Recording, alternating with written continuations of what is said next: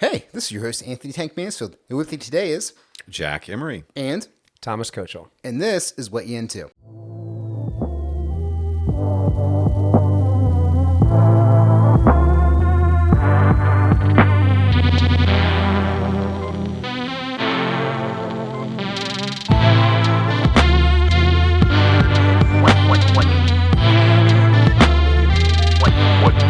What you into?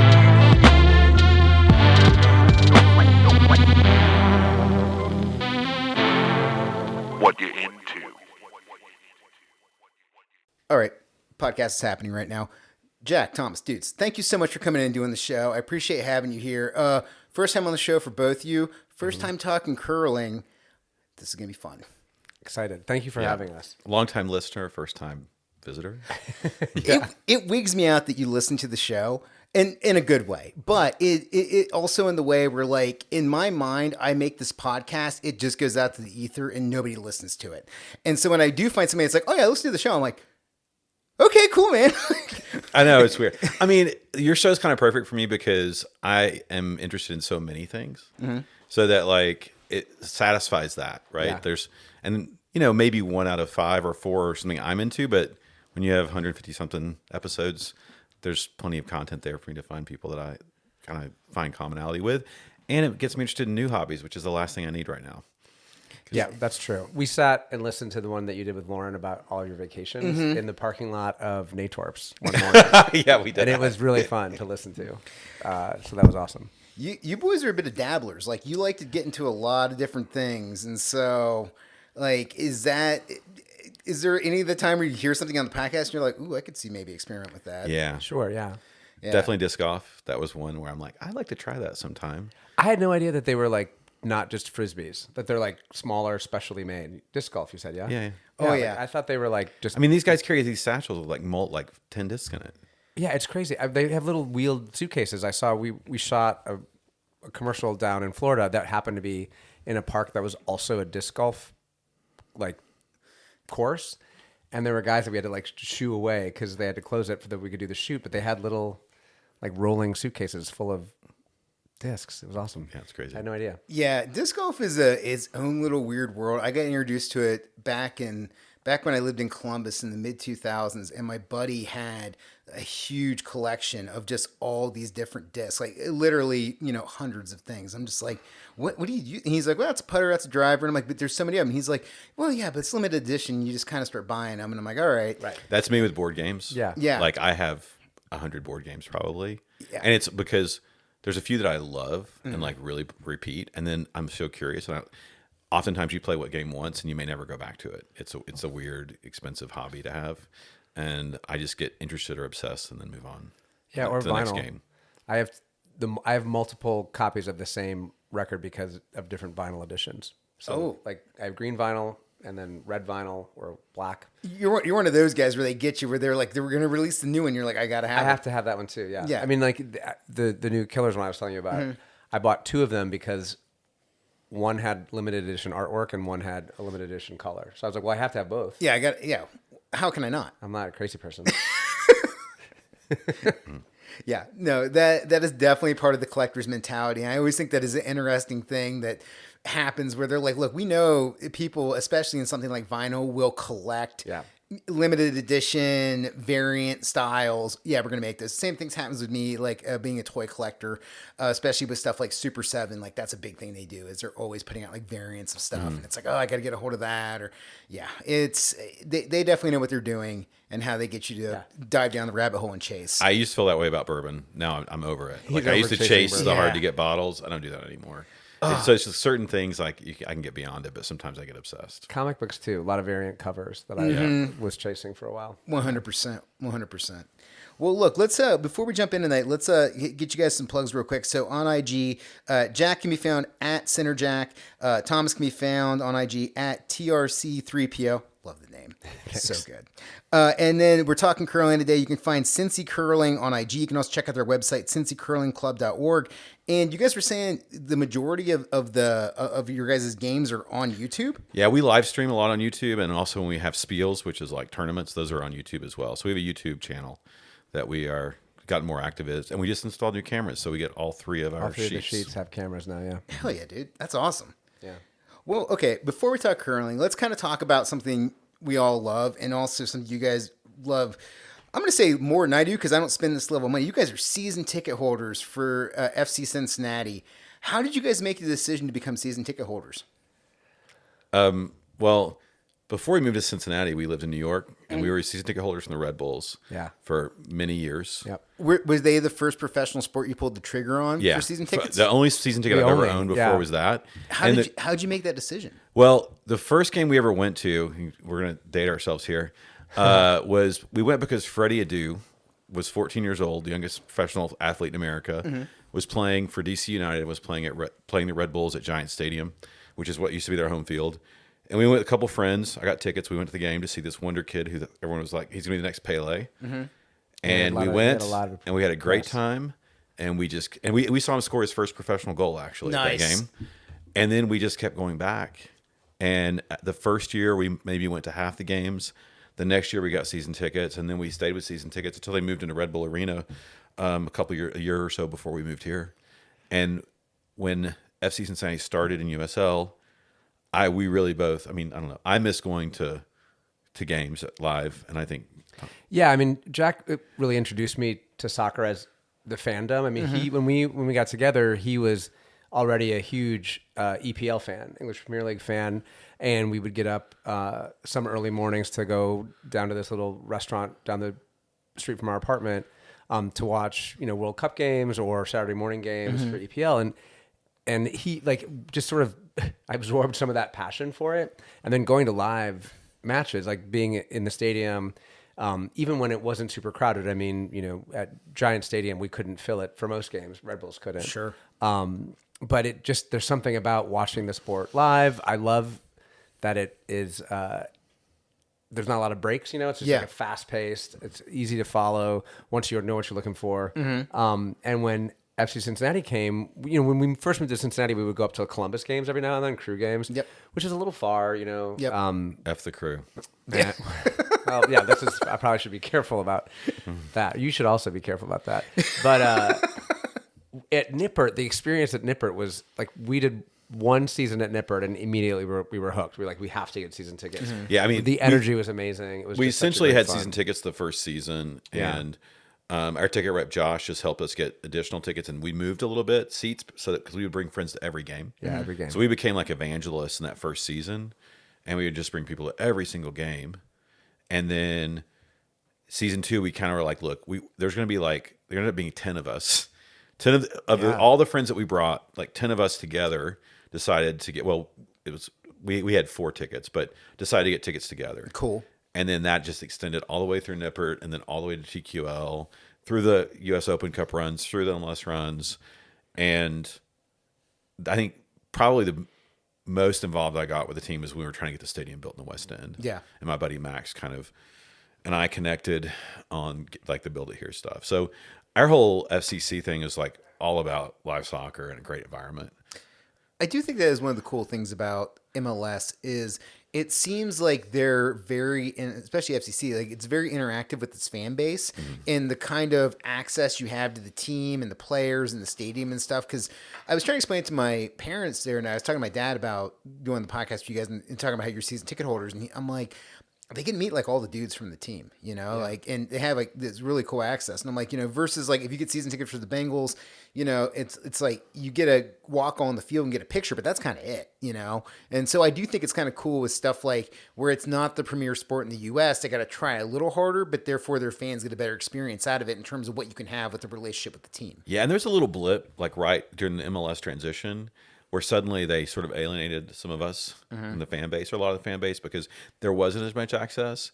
But I think in the last 2 years, especially, it's not just because they're winning, but the culture around the team shifted when we brought in new leadership. Yeah. And it feels more open. Like we volunteered for one of the foundation events, and all the players were there. Like I was volunteering at a thing that Nick Hadlin was doing, this quiz bowl thing with Tommy G, and I had Lucho and Brandon Vasquez. I wasn't mad about that. That's nuts. It was awesome. Yeah. We were playing putt golf with those two guys. Holy shit. It was crazy. It was crazy.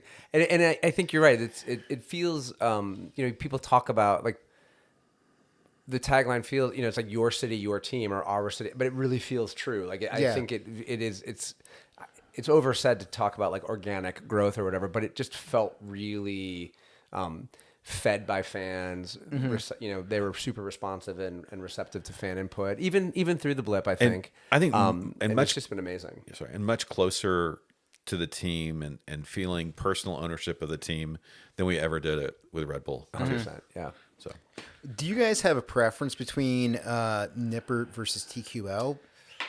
I mean, I think you go ahead. I'm asking the tough questions. Yeah, it's a hard one. I think Nippert has a soft spot because it was where like that first Open Cup run happened where we beat Chicago and we 100%. Beat Columbus, and like those are events that I'll never forget. Like just the energy and the people, and I also really loved the sort of the sunken nature of it. Like you go down into that pit. But TQL is just like it's like a best in class stadium. It's an incredible stadium, and you've been to our seats, right? Yeah, and and it's the perfect size. Yeah, like just around like 20,000.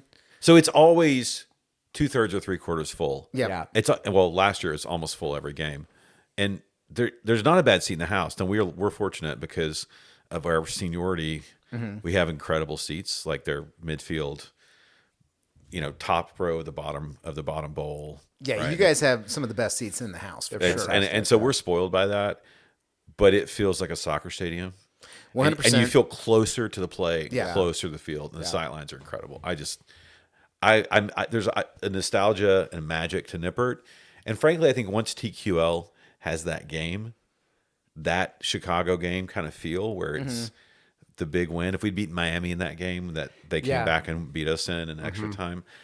Once that kind of win happens, then TQL will own FC Cincinnati in a way that Nippert never did. That's true, yeah. And we've been close. I mean, you can feel it. We're on the verge, and even with how amazing last season was, like you need that one sort of truly galvanizing moment. But yeah, and it was just, I don't know, there's something about Nippert that, because I would go and run the stairs on Nippert like the next morning. See, I think it's that's so open to people. That was kind of cool. That is one of the things I love about Nippert, being like an NCAA football fan, is the access that regular people have to that stadium is that doesn't happen. Right. Like I remember going to Ohio University, who's in the fucking MAC, for like undergrad, and it was always locked up. Like you couldn't get in there, and let alone like going to Ohio State for my master's work. I even worked in the Horseshoe, but like there was literal locked doors between. I was on the outer ring, and then there was locked doors to get into the inner ring to actually get into the shoe itself and near the field.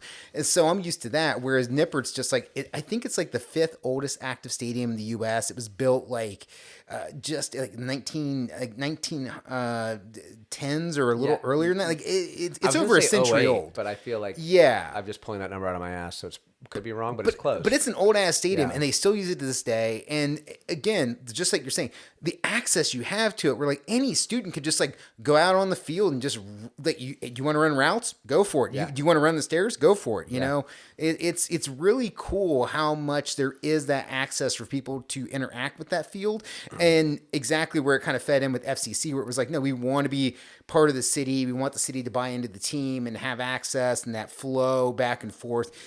I really like it. It feels good. Well, and for whatever reason, they were able to unlock that pent up demand that had been here for a long time. That clearly there was just like a community of people waiting for soccer. And they chose the right players, because some of those players fell in love with Cincinnati as well and have come back. Yeah, that's a good point. Yeah. And I think that's part of it too. Yeah. I Those do. early days. I do love TQL though. I do think it is my favorite stadium in Cincinnati right now.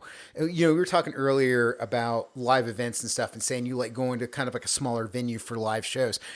That's the kind of the feel for me, because I'm like, it's not nearly as big as Great American Ballpark or Paul Brown, Paycor. But but at the same time, it's like, all right, like I always feel connected. There's not a bad seat in the house. You can see everything. It's just a very well.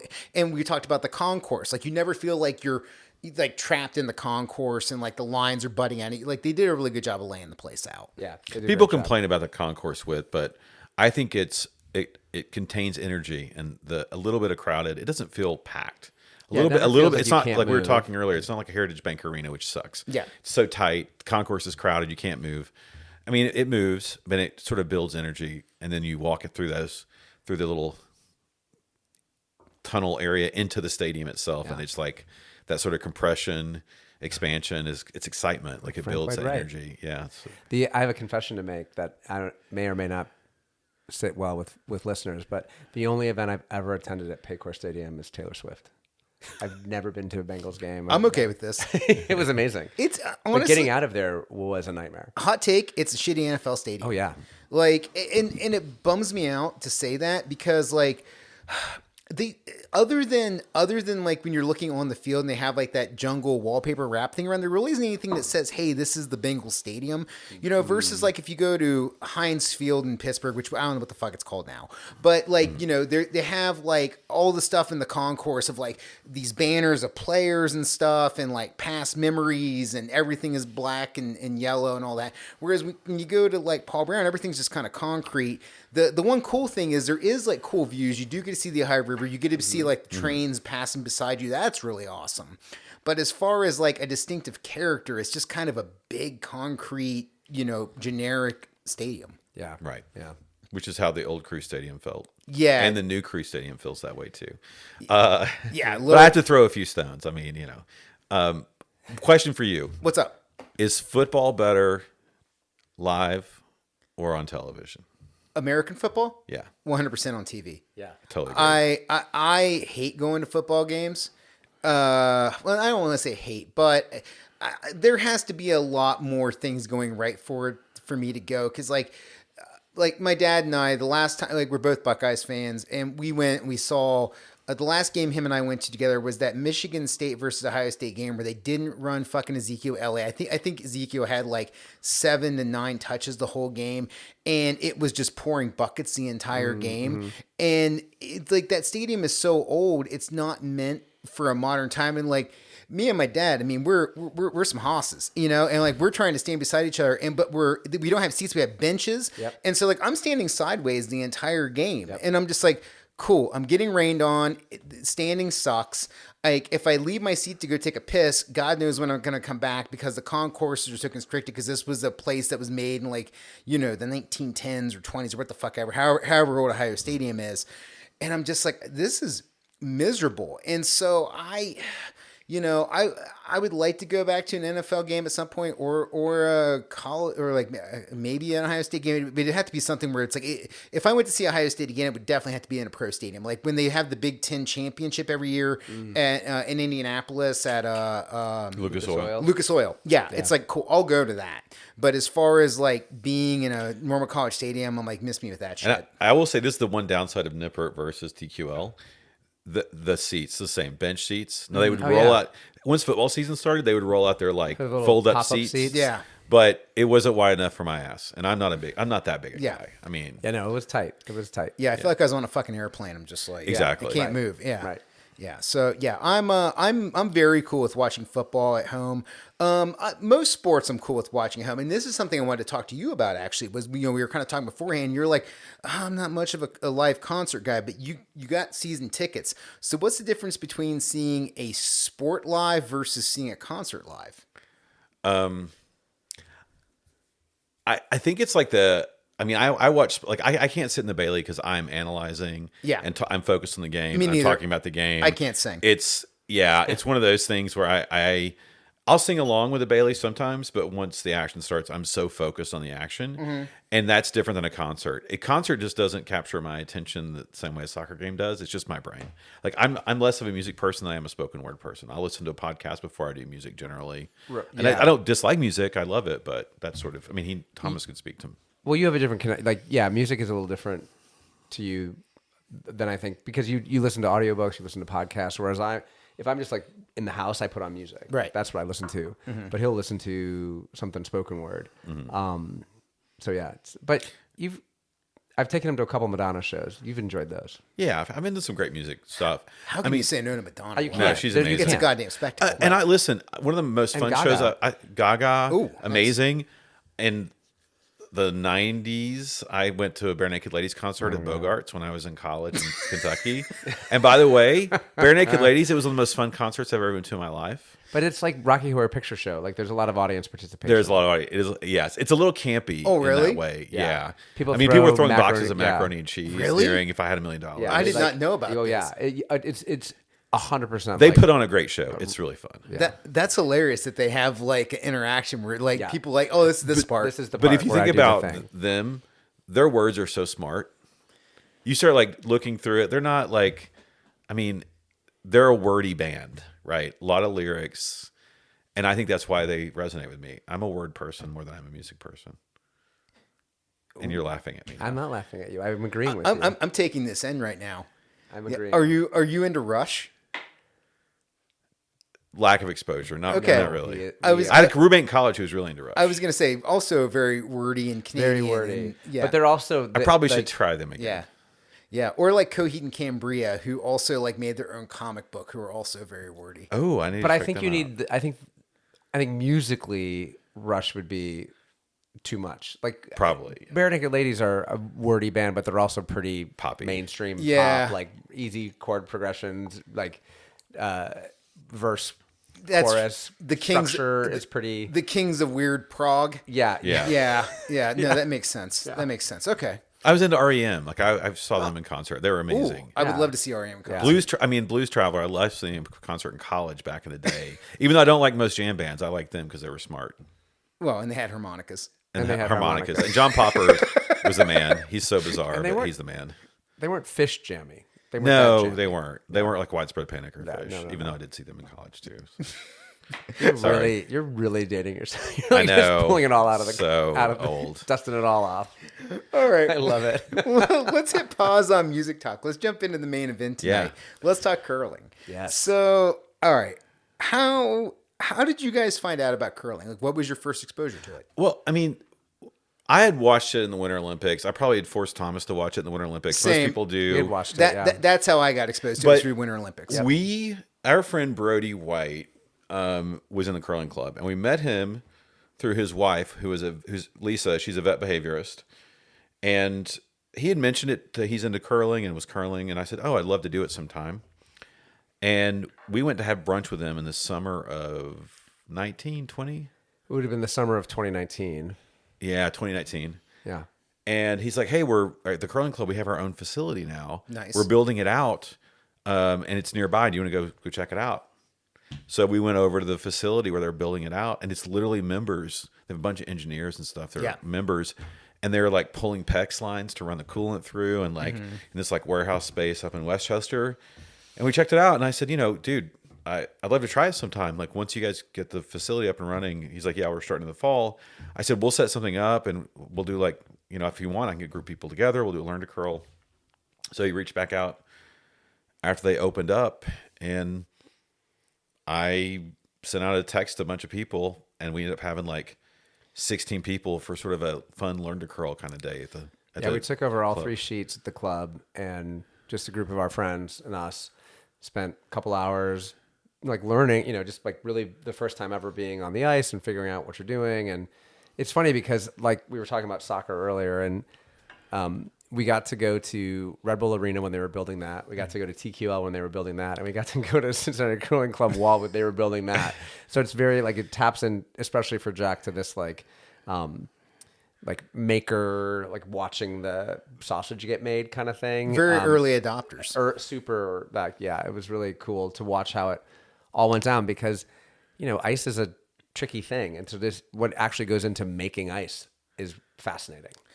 Yeah, and I don't think people think about that. Yeah. Where it's like, think about this: you're making something that exists indoors that normally in nature you have to get precipitation of, and then on top of that you have to have it be cold enough to make it hold and stand on. Yep. And here's what's crazy about it is you want it to be perfectly level, and like arena ice is not.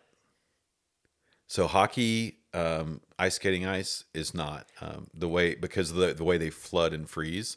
It's not as precisely level, and so we've heard a lot of stories about that from our fellow curlers who used to curl in arena ice, whether it was the Gardens or at Sports Plus. And that's just not dedicated curling ice. Yes, Like that's any other kind of ice rink is arena ice. yeah. How do you smooth out the ice to be like perfect for curling? Like, is there like a mini Zamboni or something? Or how do No, you take care well, of this? so Like yeah, a man, like a human powered Zamboni. Kind yeah. of. So we have first of all, John Penny, who's our club president, is also like an ice maker. Like he's from One of the best. Wisconsin, I think, or from Toronto. He's from Canada, and John is a fascinating guy. He's traveled all over the world, or all over the U.S. making ice for other clubs and for events. So we have that, but I knew nothing about it until recently. Sort of our first, we're in our second full year in the club. So when they first put the ice down, they flood it just a little at a time. Like if they freeze it in like very small layers, and then before each match, they repebble the ice and then they run over it. Essentially a nipper that sort of nips the top because the ice, when you put little droplets on the ice, they form little peaks as they freeze instantly. You have to cut those off. And to create a texture for the ice, which is what allows you to curl on it. It slows the stone and those kinds of things. So there's this whole process. And then he has a separate like motorized machine that also he will periodically run over the ice and when he does ice maintenance that cuts it down further to kind of resurface it. But there are times that it will develop little peaks depending on how the equipment's run over it and things like that. And the stone will fall away. It's very precise. When they pebble the ice, they wear like these Ghostbuster inspired backpacks full of water and spray the water with a special little wand with like special with a head on it. nozzles. He's like he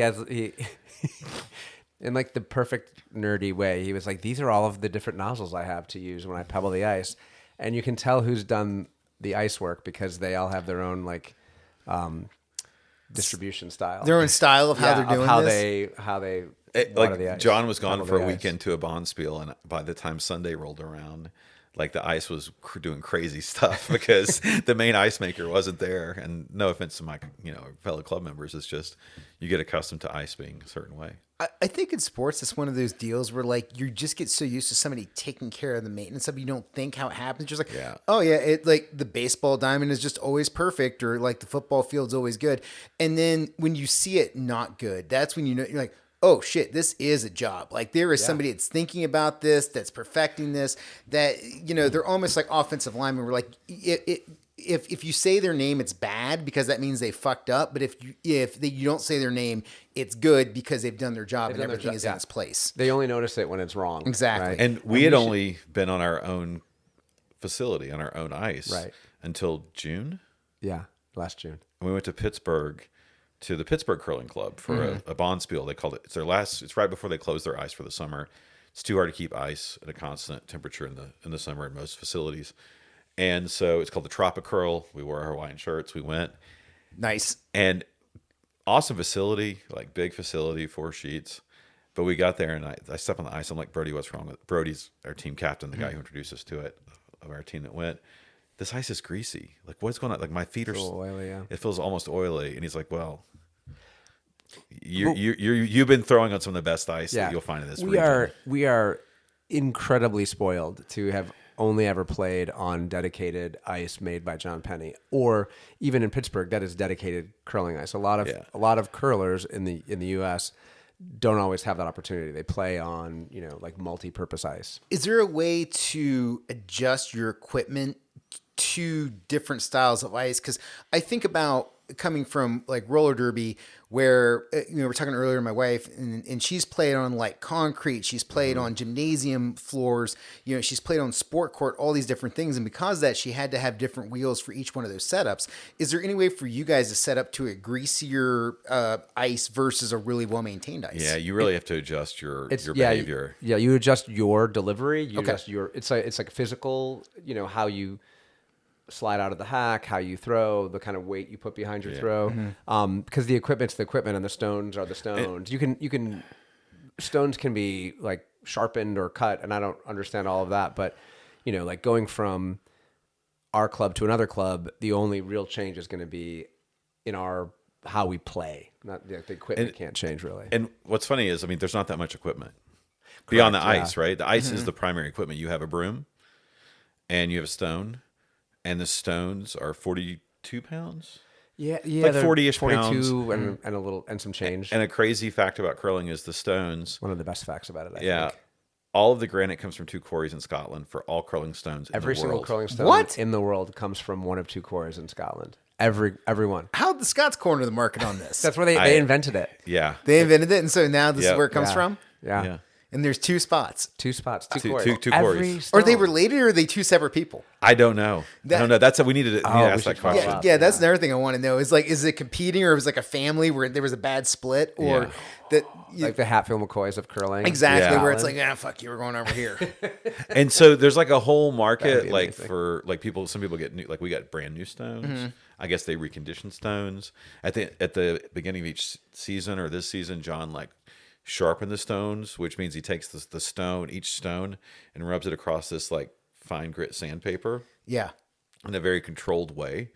And stones did totally crazy stuff on the ice after he did that. Like it's super, like the main things that change is the ice condition, and it changes throughout the match.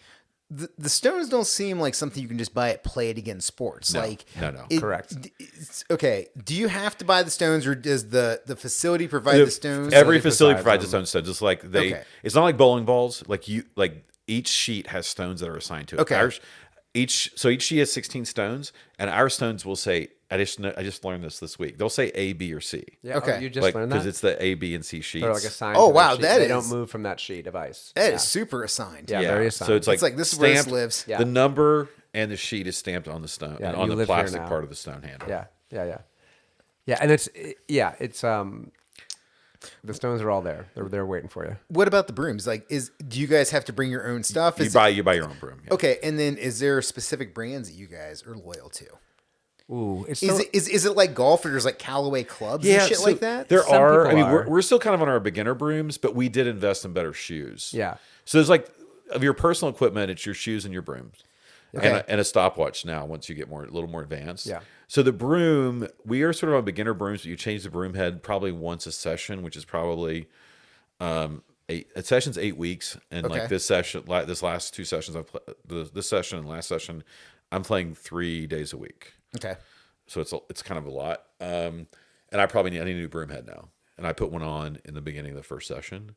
So, but then, and they're brooms that are made of like carbon fiber or lighter materials. We have one guy in our club, Chris Perlson, who's a big guy, puts a lot of weight on his broom, which is how you create more friction. He actually tests brooms because he's a broom breaker. he's broken brooms. This man's out here breaking brooms. Yeah. Hell yeah. Yeah. Dude. So, and then your shoes. And so when we both started, we had like beginner shoes that we bought that were just cheap. What do you look for in a curling shoe?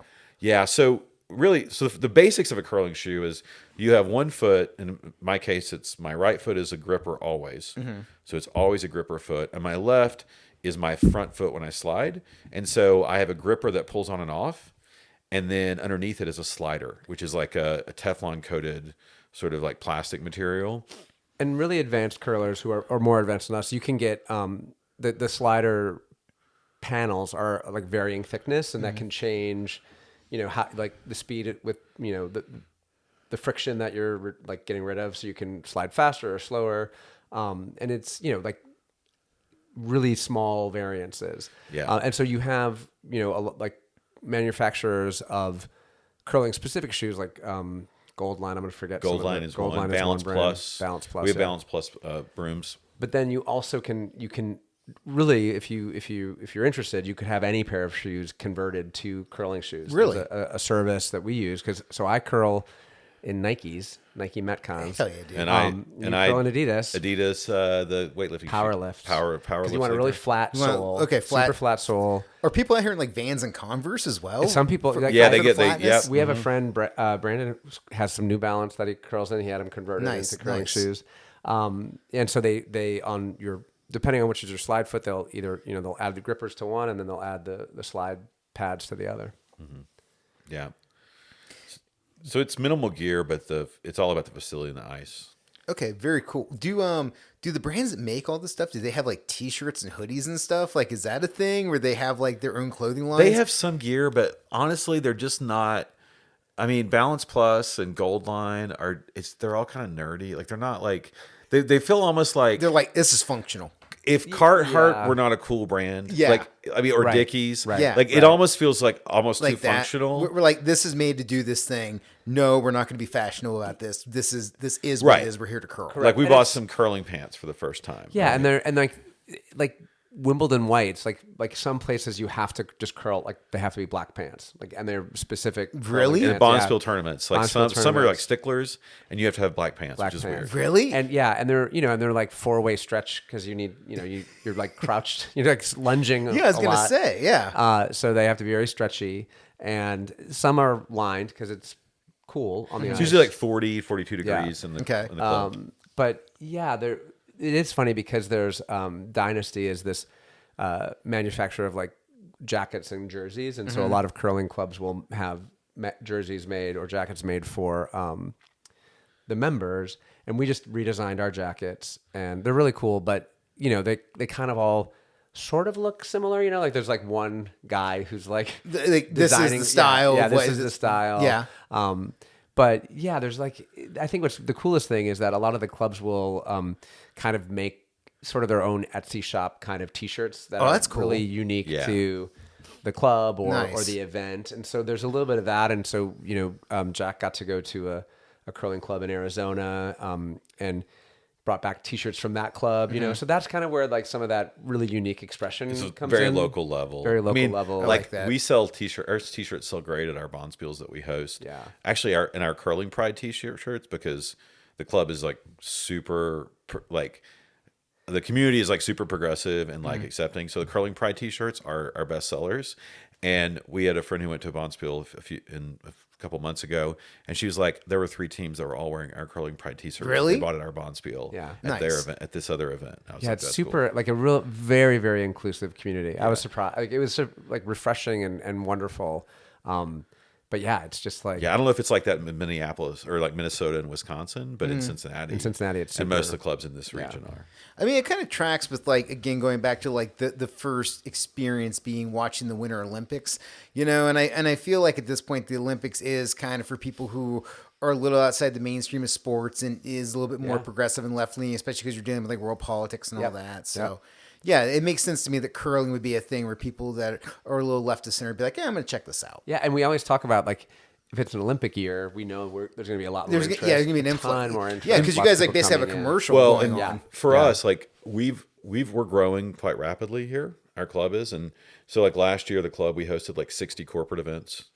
Our Learn to Curls are almost all sold out. Nice. We started instructional leagues to help people progress from Learn to Curls to actually being in a league. And so for us, it's like figuring out how to accommodate the growth and how to manage it. And so the next Olympic year is going to be madhouse for us. Like we're already kind of trying to just think about planning for it and thinking ahead to it and like everything because I think the sport is super interesting and it's quite accessible for lots of people. And for me, it's like, how do we just show it to more people, have more people experience it? Well, let's talk about that for a second. So, can you guys kind of explain the game and then throw out some of the terminology and stuff that you have to learn when like you're first figuring out how to do curling? Do you want me to start? Do you want to start? I'll start because I think I have like a more basic knowledge, and then he'll go deeper. He'll take us deeper. Cool. So, like if you've ever played like tabletop shuffleboard at a bar, it's kind of like that. So, at the opposite ends of a sheet of curling ice, you have 2 houses, right? They look like big sort of targets, and the objective is to get your team's stones closest to the center of that target, that house. We call it the house.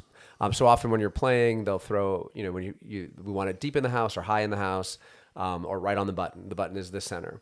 So the way the scoring works is, and we'll go more detail, but the stone closest to the center is considered the shot rock. That is the point score, and then scoring happens from there out, depending on distance from the center. But you start in the hack, which is sort of like if you're familiar with track running, you put your feet in the hack, you push off from that, you slide out. There are 2 red lines on the sheet of ice called the hog line. You have to release your stone before the near hog line, the one that you're sliding to, and it has to get across the far hog line to count. So if it doesn't make it all the way, it then is removed. We call it burned. You burned the stone. You burned your shot. It has to be removed. And yeah, so you have there's a few different ways of playing, but most curling is teams of 4. Every team member will throw 2 stones, always the same 2 stones. So if In you each lead end. on each end, yeah. So games are typically 8 ends. Think of an end like an inning. Okay. Yeah, like an inning. That's a good analogy. And you always throw the same. So I often, when we started, I would throw lead a lot. So I would always throw the first 2 stones for our team on any given end.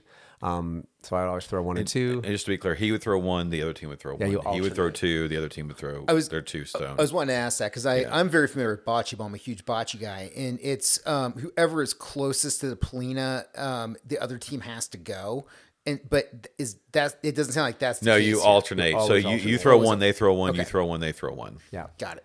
And so, yeah. And then you rotate through those, your lineup, essentially. And the lineup is the lead, which is the first person to throw, the second, which they throw the next 2 stones, the vice skip, and the skip. The skip is the guy at the far end of the ice holding the broom, calling the shots, telling you where he wants you to throw and what he wants you to throw. Okay. And there's a hand signals and all kinds of stuff that goes into that. Yeah. Yeah. So you alternate till all 16 stones are thrown. You score at the end of each end, again, just like an inning. And then a game is won, at the end of usually, again, 8 ends, whoever has the most points. And like cornhole, maybe like you could have multiple stones in the house. And so usually at our club, the stones are red or yellow. So red versus yellow. You could have 5 red stones in the house, but only score 1. If the second closest stone to the center is a yellow, that is counted second. And so every other stone in the house doesn't count. So you can have a lot of games that are 1-point ends, 2-point ends, all the way up to like a big end would be if you scored 3 or 4 points in one end, which is not easy to do. No. Right. Yeah. And I think that you covered it pretty well. I think the stones, generally, we get into like strategy and all that kind of stuff. But the other thing to remember is these stones are heavy. If you give them a lot of momentum, they will carry a long ways. Yes. If you give them a little, they will not go very far. The 2 people that are sweeping, they have one job. We have 2 jobs. The first job is to judge how fast the stone is going. The skip on the other end, because of angles, has no idea as that stone is coming at him until it gets relatively close to judge how fast it's going. So the 2 people that are sweeping are calling out, oh, I think this is a 3 or a guard, or I think this is top 12, meaning the outer ring, or top 8, the next ring in, or top 4, the next ring in, or on the button, right in the center, or back 4, back 8. They're calling out to the skip what they see it as. And then the skip is called a specific shot. If they think it needs more help to get there, they will sweep. You can't slow a stone down, but you can make it go further. The sweeping, all it does is basically start to melt the ice. Yeah. So you're reducing the friction Okay. Go to make the farther. stone go further. Yeah. So this is what we were talking about earlier with like really chunky ice. It's a texture. It's going to slow the stone down. Yeah. The smoother we can make this thing with the sweeping, that's going to increase Yeah. the speed and allow for a longer Yeah. distance. And the Okay. stone is essentially, it's like sitting on a little melted bubble of water, right? When you first push that stone, the friction starts to melt the ice, right? And so when you start a match on fresh ice, the ice is quote slow, right? Because you haven't worn down, so it's like the pebble texture on it. You haven't worn that down very much. So there's a lot more friction in the beginning, and you have to throw harder. And then throughout the match, there's 2 things that happen. The stone starts wearing down the pebble, and then all the people that are playing, the humidity and their body warmth exhaling, starts to melt the ice a little bit too. It starts to warm What? It changes. It warms the room up, and warms you'll the see room. the air conditioning system starts kicking on Yeah. more and more. Really? and more, Yeah. fast, more and more and more throughout the So match. it's really common in a game for the ice to start slow because they just pebbled it, speed up because you've been smoothing it out, and then slow down again because You've worn the pebble all the way down. the change in like the humidity level. Like you've got It frosts over. It's so weird to think about like the condition of the playing surface changing as you're playing the sport. It's the hardest thing in the sport. yeah, it is so hard. It is the biggest challenge. The only thing I can immediately put it akin to is like in racing, where it's like you need to change tires Yeah. because Yes. you're eating away at the tires so quickly. Yeah. You got to change it to have more grip in the corners and stuff. But other than that, it's like, I mean, if you're playing football or soccer, you're just on, I mean, baseball, you're on the field. Like they might like kind of sweep the bases and drag the infield a little bit. That's about it during the game. Like, yeah, it's really rare to get something like that where like the playing surface is just deteriorating time. as you're Yeah. playing the sport. So Well, you're and the bottom of the stone, I think, is it's concave, right? So like the stone is not flat on the bottom. think of it like a donut almost. It's almost like a donut. So only a very sort of a small percentage of the bottom of the stone is actually touching the ice and sliding on the ice. What? Yeah, it is. So the handle covers the top of the donut. Yeah. I mean, it's sort of concave. It's not a full, Yeah. it's not a whole all the way through, but the handle connects to the top, and underneath it goes up. So it is concave. There's like a And so bolt. even when you're sweeping, if you don't even sweep the full width of the stone, because not the full width of the stone is even touching the ice. The ice. All right. Sorry. There's a lot here. I know it's a lot. It's Can, a lot. can I just say one thing? The most complex and interesting thing, I'm more of like a strategy game person, is this changing ice conditions and the amount of communication it takes for the team to adjust to that through this constant discussion throughout the match. The three people, the skip is on their own, calling shots, and they might talk between ends or at the after you swept a stone. But these other three people are constantly talking and communicating as a team about how hard should you push to throw the stone. It's like, it's crazy. yeah. I was going complexity to of say, that. I mean, let's talk about why we're here. Cause this was one of my questions. Like, how does strategy work in this sport? Yeah. So, do you want to talk about strategy or me? I think you should talk about strategy. I'm happy to be a stoker. I'm a thrower more than a strategizer. Yeah, because in my head, I'm just kind of like, all right, I'm like, again, my experience is bocce, where I'm like, all right, I got to get the ball near the Polina, and that's what I'm gonna do. Maybe I'll knock something out of the way, but my strategy comes based off of the situation that's put in front of me. But I don't really like have a thing where I'm like, oh, I'm a hard thrower or a soft thrower when you go into the game.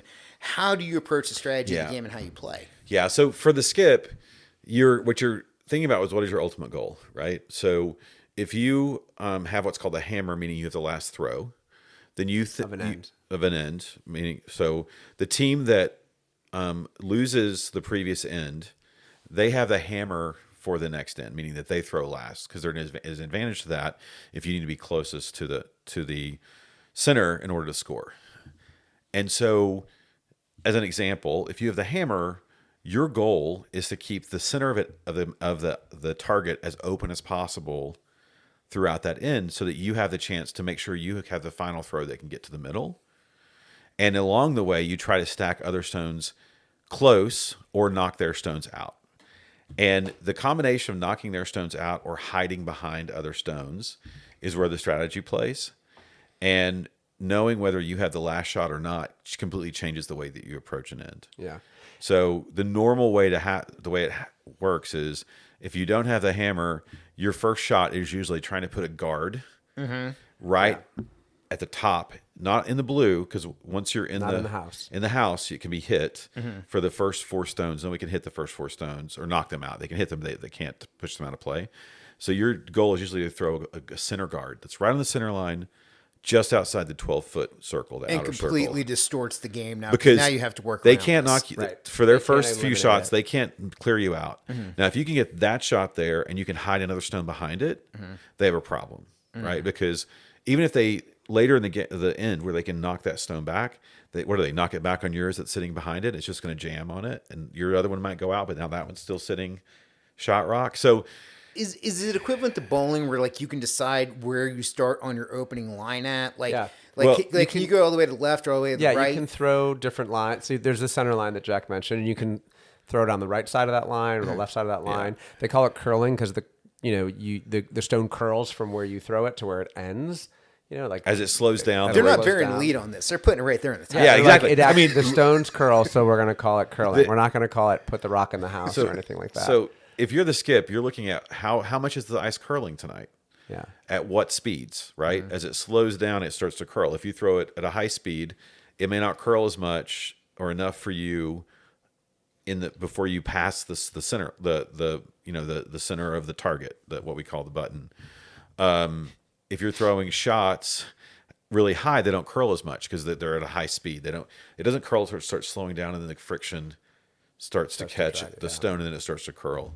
So the skip is thinking about that, where they're setting their broom for you to aim towards, because you're starting at a central. It's the opposite of bowling. In bowling, you tend to be throwing towards that little pocket to the left or right of the head pin, right? But you can move back and forth across the back line. In this, you're fixed at the hack where you're starting your push. Yeah, but the skip is moving back and forth where he's putting the broom for you to aim at, and how much weight he's telling you to put on it, which is how deep he wants you to throw it, and then which curl he wants you to put, which spin, which way do you want to turn the handle as you release it, Like which an is what in-turn or affects an the curl. out-turn, yeah.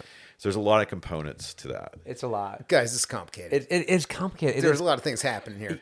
Like, you watch it on, like, we talk about the Olympics. You watch it in the Olympics and you're like, sure, I get it. You push something down a sheet of ice. Yeah. But there's so much to think about. Yeah. And I think, the way Jack described it is typically the way a typical, especially in the early ends of a match, you set guards and then you try to put things in the house behind those guards. I think what I've learned, especially this season, is it's better to sort of have control of the higher in the house, because it gives you more opportunity to like push things back or then I tend to throw a little heavy. So a lot of my stones will wind up in the back of the house, which is not a great place to be because they can be cleared more easily. But yeah, it's really interesting to watch. And different skips play real different styles, right? Like some are more aggressive, some are a little bit more conservative. Hits. Yeah. What was it like for you guys when you entered into that first initial league? Oh, dude. Like your rookie season, I guess it would be. Yeah. So So it started last fall, right? So not fall of 23, fall of 22 is when we started. And Brody reached out and he said, "Hey, guys, you guys did that learn to curl right before COVID." Right. That's the part that we haven't talked about. We went and did one learn to curl, and then the club shut down. So in 2020, we did our first learn to curl like in February. Yep. And then it shut down, and we did not step back on the ice until October of 2022. Which, by the way, can we quick side rant? I'm getting all my things that I said 4 or 5 years ago before COVID happened.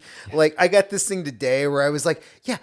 People were at my job. They got tested for it. They didn't have it. Everything is fine. Everybody's freaking out about this. It's not going to be a thing. Yeah. Turns out I was a little wrong about that. Turned out it was a thing. Yeah, but you know it was what? an actual thing. Yeah, thank you, Facebook. Fuck you. Yeah. The thing, if you at the club, they just opened this new facility. Yeah, right.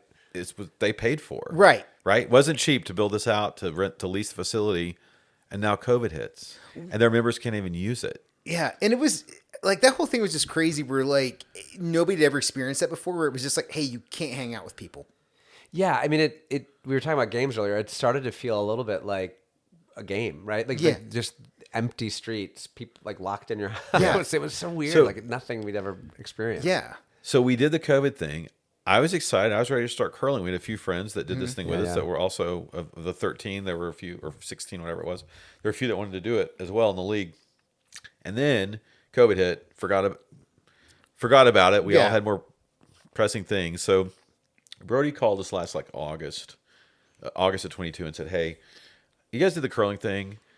Our fall session's about to start up in October. I'd love for you to be on a team on a Sunday, like a Sunday brunch league team, super rec league. Cool. Super low level Just super competition. chill. Come in, hang out. Yeah. So we're so Brody's like, I got my friend Glenn, and it'll be the 4 of us. Okay. And so we're like, Sunday mornings, brunch league. I mean, if we've been out drinking, it'll be hard to get up, but It was a 9 a.m. game. Like it's 9:30 or whatever it was. I mean, it's you can do mimosas in the parking lot. It's fine. right. I mean, we're like, And there's always what are we beer doing? not far. What are we doing Sunday mornings? We're drinking coffee and watching TV. We're not, CBS Sunday morning. So- we had to say goodbye to that. but Exactly. It was okay. So we started. So we're like, yeah, we'll do it. What we didn't realize is that there were quite a few of the more experienced players that decided that Sunday mornings was a good time for them to get their practice in. Of course. And we lost every Every single match game. Yeah, every match. until the very last match of the season. You guys were just eating Of the it. first session. Because I mean, look, we started practicing. We go on Friday nights for open ice sometimes and practice, and we got better. But we're brand new, and I can't believe that Glenn and Brody had the patience to keep playing. They're like, oh yeah, we'll keep going. I love that every sport has white belts, where every sport has the rookies that have no clue what they're doing, and then the people that are more experienced come in and just fuck you up because they understand what's happening. Right. But that's how you learn a sport. You It learn is. a sport through trial and error and mistakes. Yeah, think I we- will never forget one of our early matches. I went to Jack. We were on the ice. I had just thrown, or someone had thrown, or actually the other team had thrown a stone, and like this amazing shot. And I went to Jack, and I was like, I thought this was a beginner league. Like, what are we even doing here? Like, we are so outclassed. But the big secret in the ideal situation is you have beginners with experienced players. Exactly. Yeah, and you learn that's how to how play you the do game. There are teams that were made up of people that did a learn to curl, maybe an instructional league, and they said, "Oh, let's just do a team together, the four of us Nah, or the three of us." Yeah. Bad idea. bad idea. It is. You got to have people who know what We- they're doing. Yes. We were playing another league, the triples league, and we played guys like that. 3 guys that they did like a learn to curl instructional league together. They said we're going to be a triples league team together, so it's 3 players. We kicked them in the teeth so hard. I mean, we destroyed them. And afterwards, I'm like, you guys need to split up. We're sitting at broomstacking, which is the coolest part about curling. And I'll come back to it. And I said, guys, you need to like get on a team with an experienced curler. Like you can't, because you're not going to learn as much. You're not going to grow as fast. And again, it's every sport. You need to have you need to have somebody. It's like, experience, hey, here's where your game's at now. Right. Here's what I notice you're doing wrong. Right. You need to adjust. Sorry, I hit Do the mic. this. Think about the strategy of that. Yeah. You And need a Yoda. get that feedback. You need Yeah. your Yoda. Yeah. You need the instructor. I mean, And the leagues are really designed to do that. Most of the leagues at the club, you sign up as an individual or maybe a duo, like you and a friend.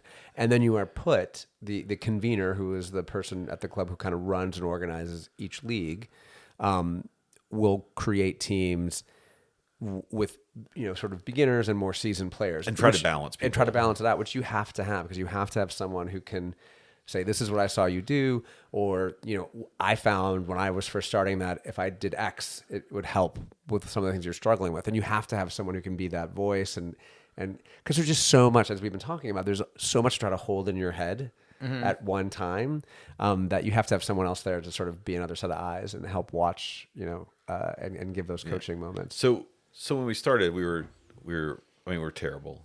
So bad. So bad. But As everybody is on the intro. Everybody what was is, amazing right, is but it didn't feel like we were everybody so else. everyone was so kind in the Yeah, club. yeah. that helps. And which helps, and it's a really good community. And I remember the first match. This guy Jason Pratt, I think that's Jason's last name. We're playing his team, and I was wearing like a baseball cap, and he's like, "Hey, I think your cap's getting in your way, because when you're in the curling position to push, you're kind of looking up, and the brim is sort of in the way unless you pick your head up, like kind of up." He's like, "You should just turn the cap around or not wear it and see how you do, but keep your head up, and it's really going to help you." And I was like, "Oh, thanks." That was during the match. He's on the other team. He's telling me that. But then there's this tradition, which is the best thing about curling. After the match, the winners buy the losers a beer. Hell yeah. Yeah. And it's called broom stacking. You sit around a table while you have your beer and you chat. You can Really? chat about Yeah. the match. You can chat about other things. We have little notepads now where you can like diagram situations and ask your skip why they called that stupid call that they called. Some people do that. Really? A lot of people I'm don't do that. I'm the strategy nerd, so I'm asking those questions. There's a reason why the club has those notepads. Jack made them. So, but This tracks. Yeah, this felt. Yeah, right? This it's makes sense. This he's makes like, sense. I saw them. We just finished I playing. saw Let's them at the immediately Coyote talk Curling about that. Club. Let's just Look. dissect that game. I'm like, or maybe we could just wait. An Yeah, hour. if we could just chill out, right? I was in Tempe for business, and I went to the Coyote Curling Club with one of my colleagues that I worked with, who curls there, is one of their members, and he's like, "Look, I had these printed out for us. I work for Shutterfly. We print lots of things." So I went on to Shutterfly, designed a notepad, had them printed, and we got it my was employee very- discount, gave them to the club. It was very, very smart. It was, So, anyways, it was well done. So you have that experience, and that's where you build community. Yep. And that's what I didn't expect. I think it'd be like bowling. You hang with the people you came with. You have a couple of beers during the match. You move on. It's completely different. You go with the people you came with. You play a match against a competitor. You sit around and you have a civilized discussion after you've hopefully been fighting tooth and nail to beat them, and enjoy each other's company. And you get to know people that way. And I think that's fascinating. Because what other world does that happen? Where does that happen very often?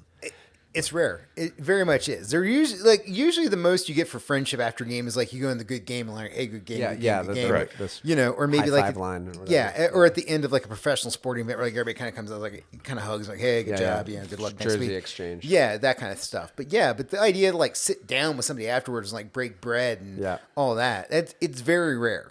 Well, and what's cool about the club is that it's a volunteer organization. So all of us who are many of us who are members and players also work the bar for certain events or certain nights. And so there's just, it all kind of leads to building community. We're there together. And that's how we pay for the club too. It's like our corporate events that we host and those things, you know, we all have membership dues that we pay. And then the corporate events we do really helps fund the club. And I think I said 60, I think we do 40 events last year, something like that. But that's really a huge part of it as well. So you feel like you are contributing to the club. It's not like a country club where you're paying and then the staff takes care of you or whatever. Like we take care of each other. We take care of the club. We fund it. We pay for it. Look, I love this hippy dippy like love fest show I got going on. It kind of is. But like is there ever a time when shit gets like tight as far as like championship games, playoffs? Oh yeah. Does shit talking appear? Competitive nature? How's this work? It's a very. I will say this before you go. It's a very gentlemanly, gentle, personally sport in that. Is there white gloves? No, there are no white gloves. There's no white gloves, but there are like there's some etiquette on the ice. Like there's not a lot of, there shouldn't be a lot of celebrating when you make a big shot. You certainly don't celebrate when the other team misses a shot. Like if they call a shot and they miss it, you don't celebrate that. You never whoop that visibly. You don't not a lot of whooping on the ice. Some people do that, but in general, it's like reserved. I like that this sport is boomer dads watching football, where it's like just after you hand them the ball, you've been there before. Yeah, exactly. Yeah, exactly. It's very much that. Very much. It's that. hard. I mean, I'm a competitive person. I forgot how much of a competitive. I forgot how much I enjoyed team competition because I played soccer growing up and stuff until we started curling, and it's our friend Brandon. Had to like you don't know the etiquette. There's all kinds of etiquette, right? In every sport. Is it like baseball where there's unwritten rules? Yeah. Well, nobody hands you a manual. They're not written, but everyone down, knows the rules. No bat flips, no broom flips. You can't flip a broom. Correct. Yeah. Oh yeah. You throw a broom. No throwing the broom. No, it's just like there's just certain things around like when you move, when you don't move. It's like tennis in some ways. You know, you want to be like respectful of the person in the hack and that kind of thing. Yeah. Where you stand when the other team is throwing. Yeah, like you have to stand. So if you're a sweeper, you're standing between the hog lines. He's talking about like when the other team is in the hack throwing. So it's kind of like golf, where it's like, hey, everybody kind of chill over here for a little bit. Don't make noise. Yeah, be cool. exactly. And you know, like golf, sometimes sore losers complain the most about etiquette, breaks in etiquette, right? Yeah, like that's a thing too. So. But yeah, I mean, it's a little gentlemanly in that, but it's not like highfalutin. Okay. Sure. You know? Yeah, I mean, it just meant respectful, I think is what I meant. It's not like a super refined sport, but it's a very like, you're aware, just like at the community, you're aware, like a broom stacking. The winner buys the losing team a drink. You buy for the same position. So if I'm throwing lead, I buy their lead. Oh, cool. The beer. So that kind of like we're all, there's a community, even against the teams you're playing. There's your adversaries or opponents. There's a. Do we get in the car and talk shit on the way home? Oh, the whole time. Absolutely. The whole way home. How can you not? The ride home is analyzing the match, and especially if we, win or lose. But that's a big part of it. But we do. I mean, there are people you enjoy beating more than others. I mean, that's to be fair. Yeah, there are people that you hate playing against, even whether you win or lose, and then there are people that you love. Mm-hmm. And there are teams that I love playing against, but I also love kicking them in the teeth and like beating them by multiple. Absolutely. By a lot. Yeah. You know? The same people I enjoy playing against, I can also enjoy that. Remember when he said he was competitive? Yeah. But it's more I forgot how competitive I was until I it's remembered more how fun. much I loved kicking Honestly, people in the teeth. it's more fun. they're my friends, but when I pull their beating hard out, Right. I Exactly. still enjoy Yeah, that. I'm on the exactly. victory end of this. Yes. It is like, but there are some teams that are more fun to beat. And we were playing in a Bonspiel, a tournament this past season. And there was a team of these two couples. It was a team of 4, these 2 couples playing against us, and they were so annoying. They were so annoying, and they didn't like each other. Like the husbands liked each other, the wives liked each other, but they didn't like their spouses or the other person's spouses. Oh, that's Very rough. That's misogynist, yeah. And they were so miserable to play against because they were miserable people. They're just arguing at each other. And they weren't really having fun. We were winning so much by the 6th end they gave up. They shook at the end of the 6th out of 8 ends. They've just imploded. And for us, that was satisfaction. But then now we have to go sit at a table and buy them beers. So it's not always like sunshine and rainbows. But we tried to cut it short. You find, even with those people, you find some common ground, things to talk about. You try to be social. And I think it's a good lesson societally. Like, even though we had no desire to sit with these people who did not like each other and who were annoying to us, we were able to like compose ourselves and have a fair discussion, and it wasn't miserable. And we had our drinks and we moved on. That's interesting. I mean, it's almost like a weird like speed dating type thing where it's like, hey, no matter if you got something on these people or not, you got to sit down for at least 15 minutes to have a chat. Yep. And the good news is that you always do have like the match to go back to if you need to. Like, you know. Hey, remember when that shit happened? Remember just 5 minutes ago when we kicked your teeth in, or whatever it was. Or you kicked be our like, teeth in. I was like, oh my god, if you guys had hit that shot, you would have so beaten us. Like, you know, it's that kind of thing too. Yeah, because it was all BML and Antifa at January 6th. Did you see that shot that you had in the third? That was so good. 100%. You did a fantastic job. I mean, generally people... They won't listen to this, but so there's... One of the leagues we have is mixed doubles, which is a man and a woman on a team. And there's some debate on, like, you know, some clubs and club owners, right, will have open doubles, so 2 men can be on a team. Sure. But, you know, like, there's some talk about, like, if they can, you know... a man might be able to put more friction on the broom, that kind of thing. So they were, I don't know if I'm going to tell this fucking story. Tell the story. So they were talking about how it was so confusing when they went to Vermont because, then they had these mixed doubles tournaments, but they couldn't decide which one was going to be the wife because they had two women on a team, and all mixed doubles teams are a man and a husband and a wife. So who's going to be the wife? And we're like, What are you talking about? It doesn't matter. They're talking about the weirdest. So it all came back down so to like random. Vermont being some of the first people to have gay marriage, and Right. they're trying to, and they were trying to find like common ground because Thomas and I are gay married. Gay married, and like, you know, they're like, oh, are you going to this? They're like, oh, we totally get it. One of Are you you has going to be this the gay wife, bonspiel at this place? Like, oh, we have one gay friend in like Cleveland. Do you know them? Like, it's that kind of discussion. And like they were trying, and it was so awkward, and it so just got bad. more awkward. And we're like, finally, we're like, I have no, like, I think they realized that we're all looking at them, and Brody. We're just gonna, like, stop talking. Honestly, Brody, our friend who introduced us to curling, was skipping our team the most. Was looking at them like they had 3 heads What because are they they even saying? It was insane. So weird. That awkward moment where it's like you're trying to connect, but you're really fucking this You're up. actually making it. You're making it way you're pushing worse. us farther and farther and to be away. fair, we've all found ourselves in those places, but in this case, they were so annoying that we weren't even going to like bail them out. Yeah, you're just like, nah, just keep Right, digging. yeah, we're not Yeah, going to help you out of this. We're not going to give you a lifeline. All right, let's jump from one bad thing to another. Yes. What are the injuries like in curling? Oh, The most dangerous thing is if someone falls like and a hits their head. head. Yeah. Okay, Yeah, I mean, what? Some players play in helmets because it's you're on ice. Ice can be slippery even with grippers on, and even the stones weigh 40 plus pounds, 43 and change.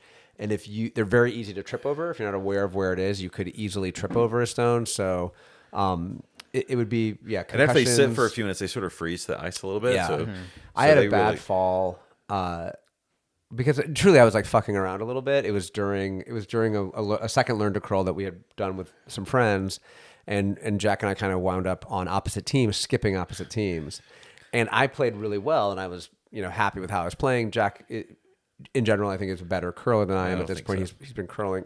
He's playing more frequently than I am, and a lot of it is just like muscle memory. You got to do it a lot. So he had the hammer. I threw a great shot. I was the skip for my team, and I was like, "We're gonna win this game."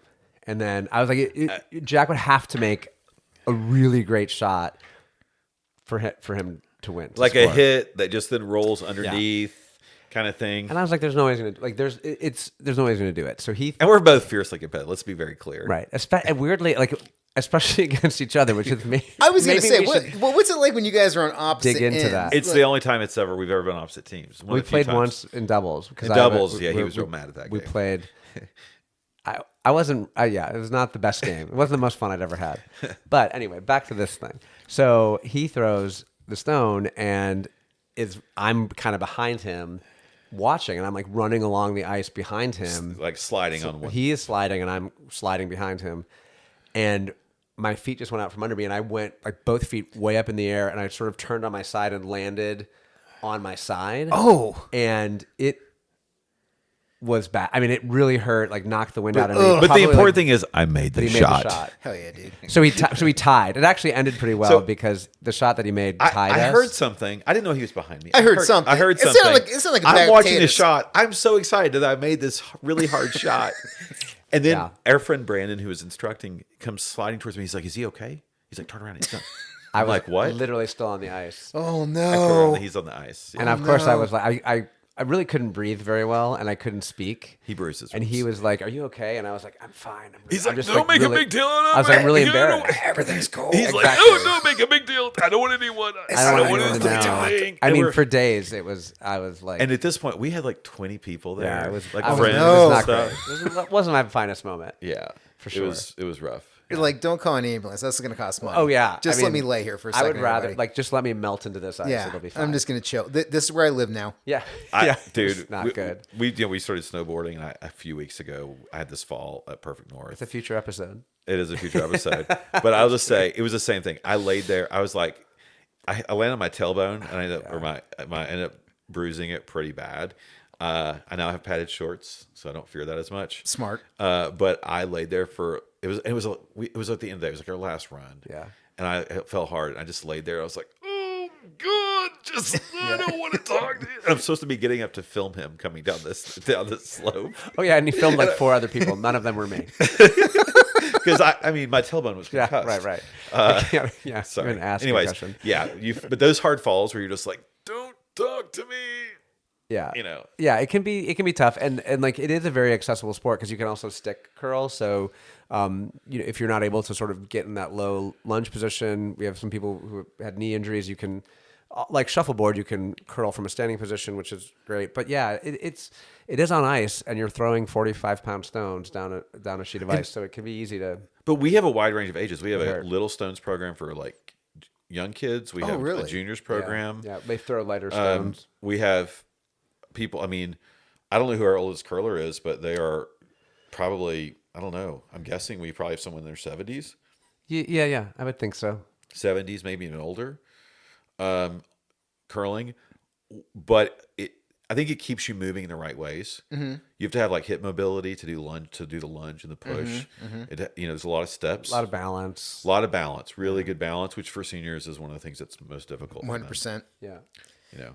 Yeah, no, everything you're saying here, I like. I like across the board. I enjoy the fact that it, provides competition, it provides movement, but at the same time, it's like it's a very chill, cool kind of community where people are talking. The whole idea at the end of like sitting down for a beer and it's an open round of conversation, whether you make friends with the people or not, or if you're just talking about the game itself, at least you have some kind of touch point and you're having a relationship and a conversation. Like, this is great. This is a very cool thing. Yeah, absolutely. It really is. Like, it's a social. Like a lot of people at the club who grew up in Canada or like Minnesota, I guess,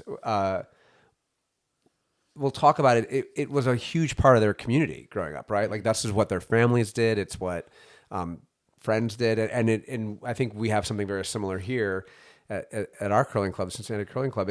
We're not all from Cincinnati. We don't grow up here, but like a community has sort of grown up because it is such a community kind of sport. Like you're playing together, you're sitting together, you're all kind of looking out for each other.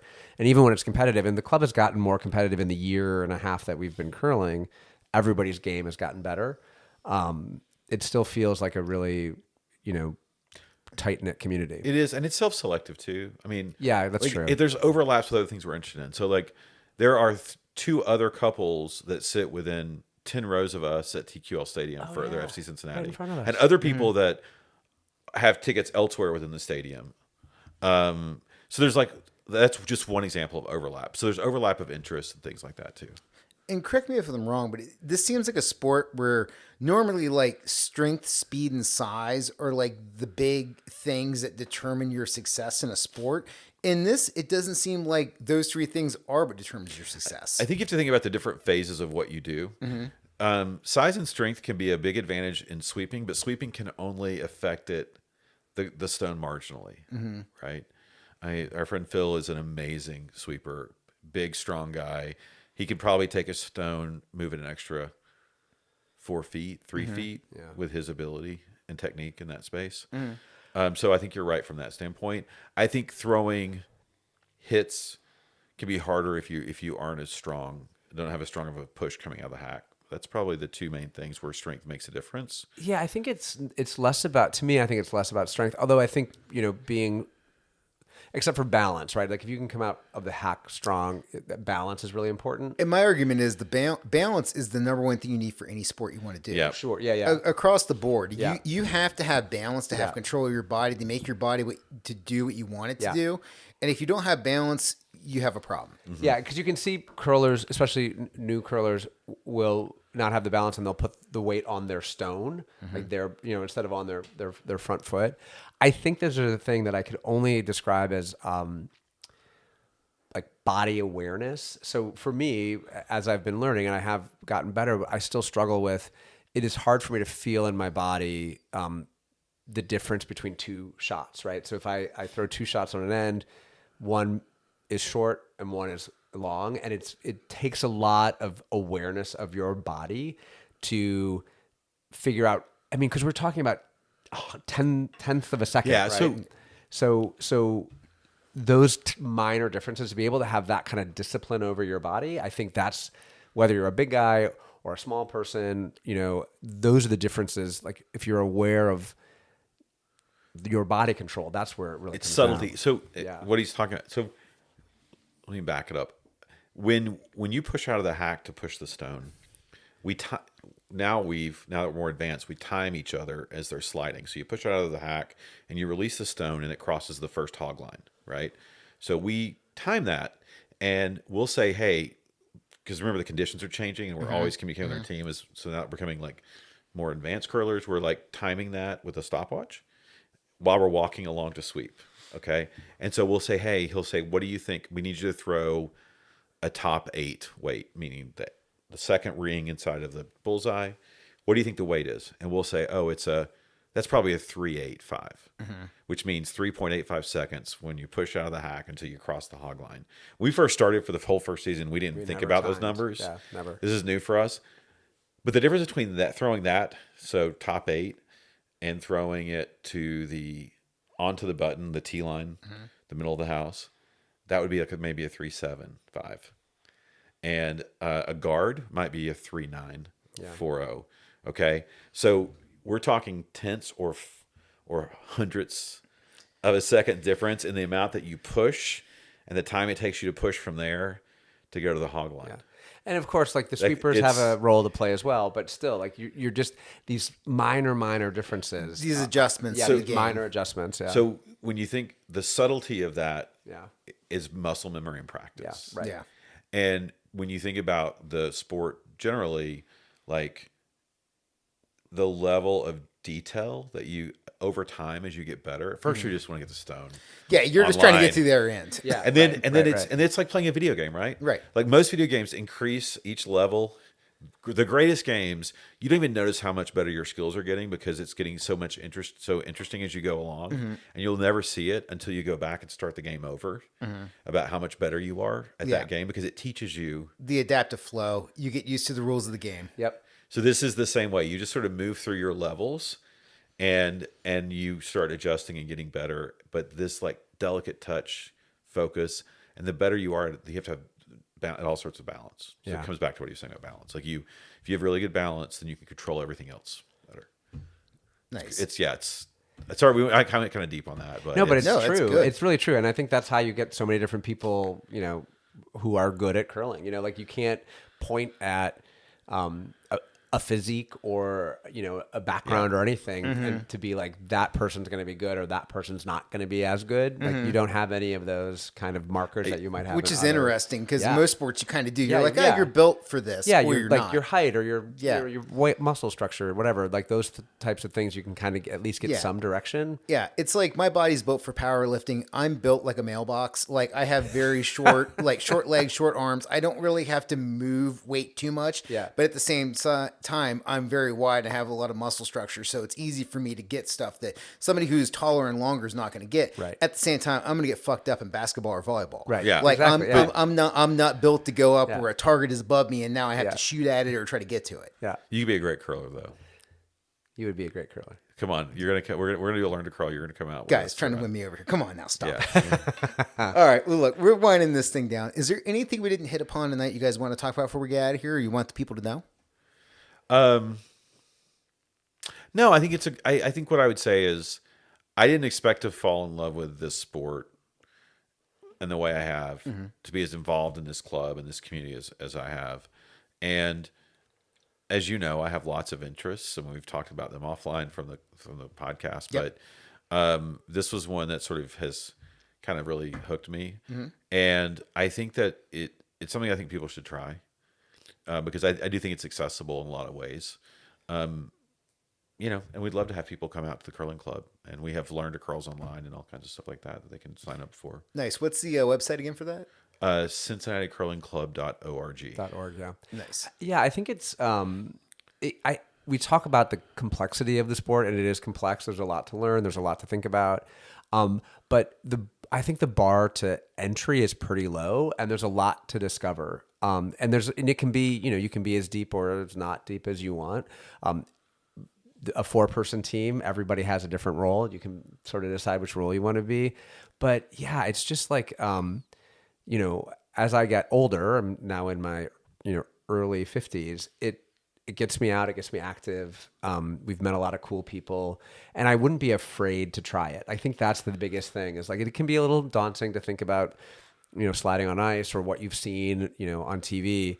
But it's just a really fun way to be social and be physical, right? Like to get some activity going, and you can really, like, if you're sweeping hard, you're really working. Yeah, I've got my heart rate up to like yeah. 160 sweeping. Holy Yeah, shit. yeah, it's good. Yeah. You guys are it's sweating fun. out there on the Oh ice? yeah, Yeah. when you're going hard, yeah. We definitely dress in layers. Like, Yeah. we start with a jacket and we end maybe strip with it a down. t-shirt. Strip yeah. down? Yeah, yeah. Nice. Yeah, and I And Jack's curled in a kilt once. have curled in a kilt once. I mean, come on. It's kind of It's like a- natural air conditioning. Right. It's a Scottish It's sport. a Scottish yeah, thing, right? yeah. Like, It's I been- mean, and it's very like flexible. Yeah. Yeah, it's really good. Yeah, I mean, when in Rome, or in this case, when in weird Scottish ice slam, Yeah. whatever. correct. Yeah. Went in the one Scottish quarry. Yeah, but I would say if you're curious, come try it, because no one should feel intimidated to come try out curling, because all that we want is for people to like enjoy it and be successful at it, and that's kind of the Yeah, that's I our would club. I would agree. Like, that's the thing that I forget about sometimes, is that at our club anyway, everyone's really invested in everyone else's success. Like, people will like, if you ask a question, someone's there to answer it. Friday nights we do drop in where it's really kind of practice time. One thing for this sport, I think a lot of the practice comes from actually playing. You don't get a lot of like just going out and practicing. Right. But people are always willing to, provide tips, provide pointers. There's some drills you can run. But to have so many people invested in, other people loving the sport and succeeding at the sport is really fun and really encouraging. Yeah, you bring up a good point, because I didn't even think about that. Of like, how do you practice this if you're not playing the game? Where, like, in golf, like me, I guess you can go to like Top Shot or Top Golf, Yeah, where the fuck it's driving called, range like, or something. in like driving range, something like that. But then, other than that, it's just you kind of just got to do it. You just got to So do we it. we have practice ice time, which oftentimes ends up being pickup games. But also we have other times, like I will volunteer to work the bar for like corporate events sometimes, or Learn to Curls or those kinds of things. And if there's a sheet not being used, and everyone has a beer, I'll go throw some stones, or I'll stay after and throw some stones just to get some extra practice in. So you find time for some of it. There's a U5 tournament coming up it's a national qualifier that we're playing in. U5, so they have tournaments for people like us that have been playing for less than 5 years. our first Bonspiel that we went to, the first team that we played, we were doing pretty well, and then at the end of the game they kicked our ass, like the last two ends. So we're sitting around broom stacking and chatting, and somehow they're like, I was like, oh, this is our first Bonspiel, thanks you guys are so nice. And they're like, well, how long have you been curling? And we're like, oh, I just started like not even a year. It had been at that point it was like 6 months 8 at months. that time, 8 months. And I'm like, well, what about you? And this one woman goes, oh, I've been curling for 8 years.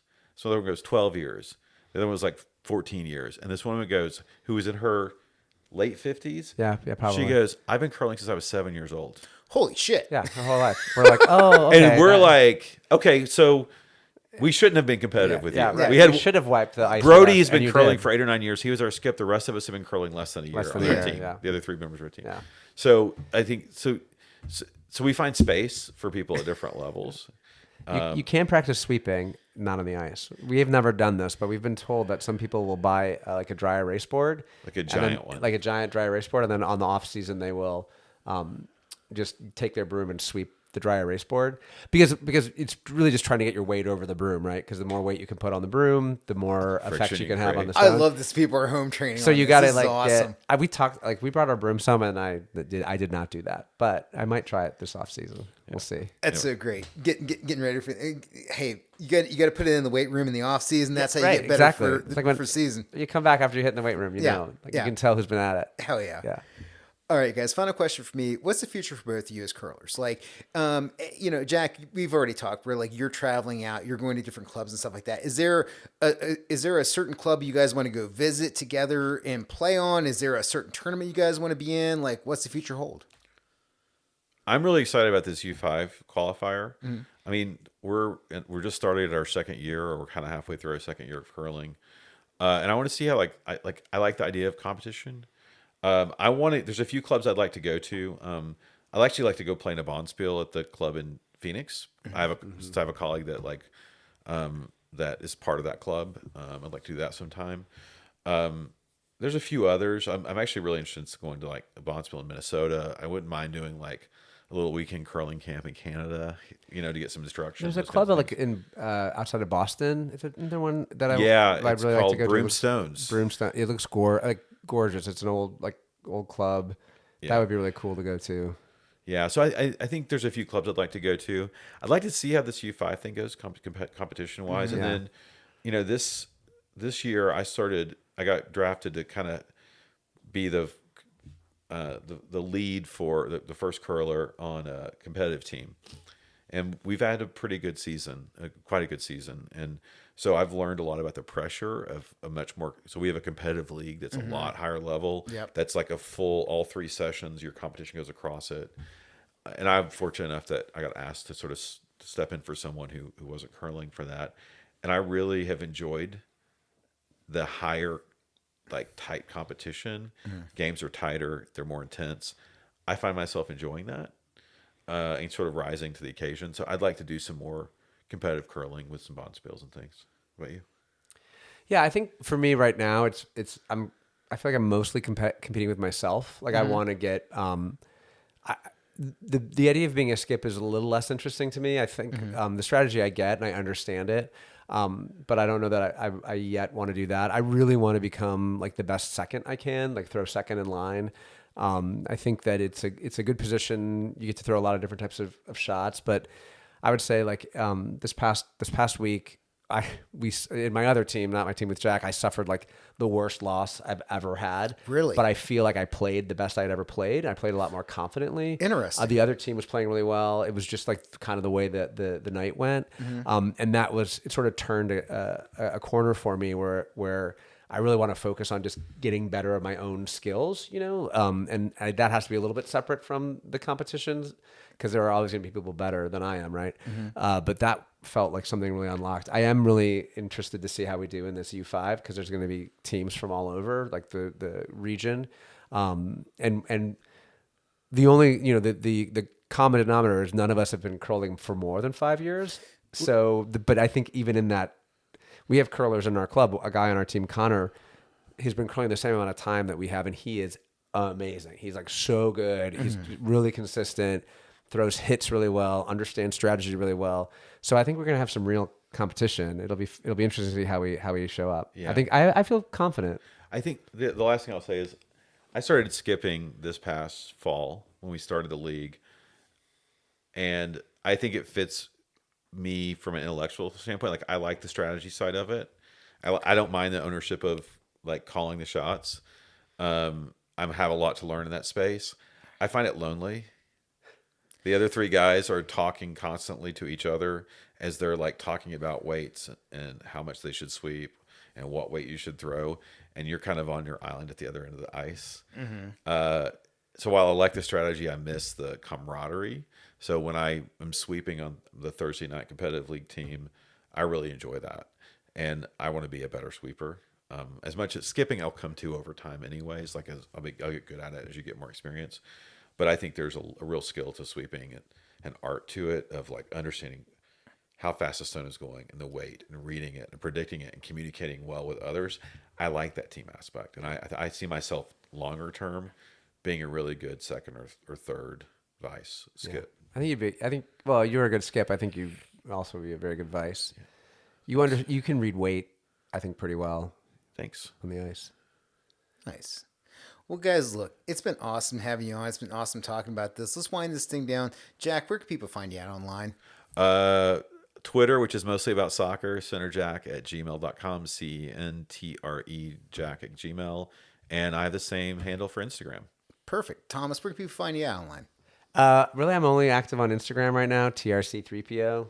And I'm there a lot. And then I'm actually going to be starting to get more active with the curling club's social media. So Cincy Curling is our Instagram handle. Check it out. Yeah, you'll see a lot more activity coming soon. Yeah. Thomas is taking over the reins. Insta follow. Go over there. Go check out the Cincy Curling thing, because if Thomas is running it, it's going to be fucking awesome. Hands down. Listener, if I may, at Neil to Know on Instagram. From there, you can find all my Linktree shit. Hey, if you got a friend in the curling, send them this episode via text message. Algorithms suck. It is way better if you're just like, hey, in conversation or online with somebody, just be like, check this out, and send them the link. It helps a lot. Also, they can check out the entire back catalog. Over 150 episodes. Everything is a different subject. Everything is evergreen. You don't have to listen from episode 1. Just jump in wherever you want to, and get in where you fit in. Guys, thank you so much for doing the podcast. Really appreciate it, and thank you for talking about curling. Thanks, man. Thank Appreciate you. it. It was awesome. Listener, peace.